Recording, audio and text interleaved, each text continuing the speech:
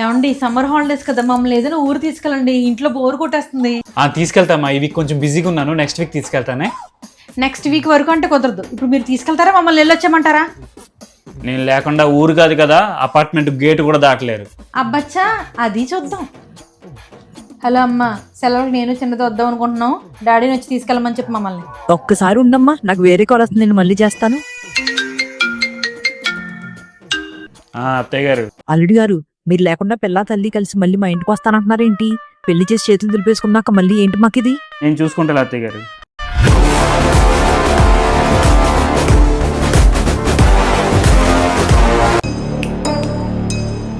మావయ్య గారు, ఆయనకి లీవ్ కుదరలేదంట. నేను పాప ఇంటికి వద్దాం అనుకుంటున్నాం.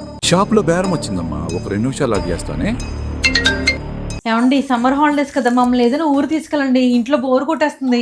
తీసుకెళ్తామా, ఈ వీక్ కొంచెం బిజీగా ఉన్నాను, నెక్స్ట్ వీక్ తీసుకెళ్తానే. నెక్స్ట్ వీక్ వరకు అంటే కుదరదు. ఇప్పుడు మీరు తీసుకెళ్తారా, మమ్మల్ని వెళ్ళొచ్చామంటారా? నేను లేకుండా ఊరు కాదు కదా, అపార్ట్మెంట్ గేట్ కూడా దాటలేరు. అబ్బచ్చా, అది చూద్దాం. హలో అమ్మ, సెలవులకు నేను చిన్నది వద్దాం అనుకుంటున్నాం. డాడీని వచ్చి తీసుకెళ్ళమని చెప్పి మమ్మల్ని. ఒక్కసారి ఉండమ్మా, నాకు వేరే కాల్ వస్తుంది, నేను మళ్ళీ చేస్తాను. అత్తయ్య గారు. అల్లుడి గారు, మీరు లేకుండా పిల్ల తల్లి కలిసి మళ్ళీ మా ఇంటికి వస్తానంటున్నారేంటి? పెళ్లి చేసి చేతులు దులిపేసుకున్నాక మళ్ళీ ఏంటి మాకిది? నేను చూసుకుంటా అత్తయ్య గారు.